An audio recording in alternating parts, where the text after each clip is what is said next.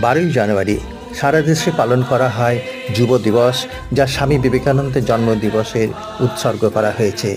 তিনি যুব সমাজকে বলেছিলেন, ওঠো, জাগো এবং সফলতা না আসা পর্যন্ত থেমে যেও না। নিজের উপর বিশ্বাস এলেই ঈশ্বরের প্রতি বিশ্বাস আসে। তিনি আরও বলেছিলেন, নিজেকে বিপদ থেকে টেনে তোলো, কারণ তোমার উদ্ধার তোমাকেই করতে হবে, তবেই সফলতা আসবে। কখনো ভয় পাবে না, নিরাশ হবে না, বারবার চেষ্টা করলে সফলতা একদিন আসবেই। তিনি বলেছিলেন, তুমি নিজেকে কখনো দুর্বল ভাববে না, নিজেকে শক্তিমান বলেই ভাববে।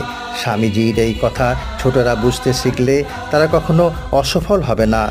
বাধা হয়তো আসবে, কিন্তু বাধা দূর করে এগিয়ে যেতে হবে। আমরাই আমাদের ভাগ্য নিজেরাই তৈরি করি, তাই কখনো দোষারোপ করতে নেই।